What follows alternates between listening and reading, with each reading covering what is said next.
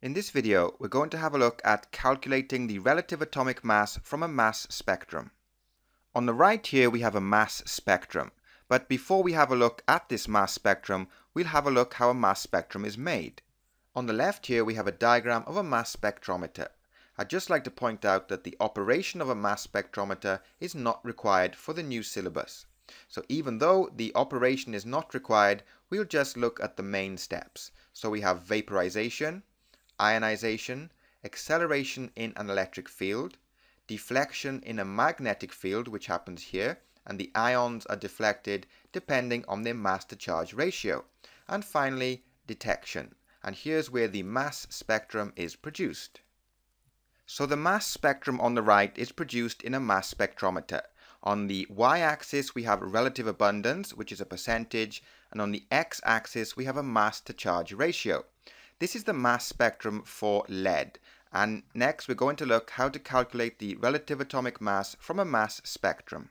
So before we start, just a quick reminder of the definition of relative atomic mass. It's the average mass of an atom compared to 1/12 the mass of an atom of carbon-12. So next we'll have a look how to calculate the relative atomic mass. So we have the relative abundance and the mass to charge ratio. You multiply the relative abundance by the mass to charge ratio for each peak on the mass spectrometer. These peaks represent the isotopes of lead.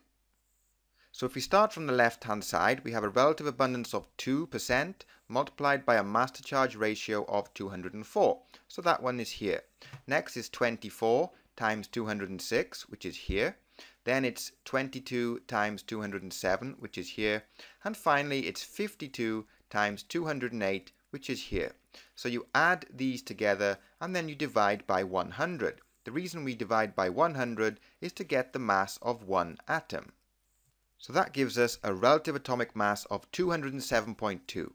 If we compare that to the value on the periodic table, so this is symbol Pb, lead, atomic number 82, we can see that our calculated relative atomic mass is the same as the value on the periodic table. Next, we're going to look at a slightly different example. Europium, which has a relative atomic mass of 151.96, has two naturally occurring isotopes, EU151 and EU153. Calculate the percentage abundance of each isotope of europium. So this time we're given the relative atomic mass and we have to calculate the percentage abundance of each isotope. So here's how you set up the equation. You put the relative atomic mass on the left side, and that equals one of the isotopes multiplied by x plus the other isotopes multiplied by 100 minus x.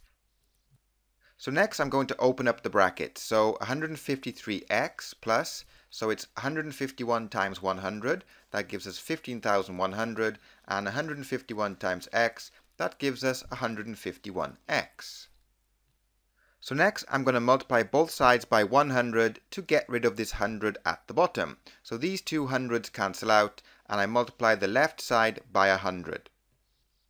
So that gives me 15,196 equals 153x plus 15,100 minus 151x. So I take this 15,100 and I take it over the equal sign to the other side. So that gives me 15,196 minus 15,100 equals 153x minus 151x. So when I subtract 15,100 from 15,196, I get this 96 here, and I subtract 151x from 153x, I get 2x. So x equals 48. So the percentage abundance for EU153 equals 48%, and for EU151, the calculation is 100 minus x, so x is 48, so it's 100 minus 48, so that gives us 52%.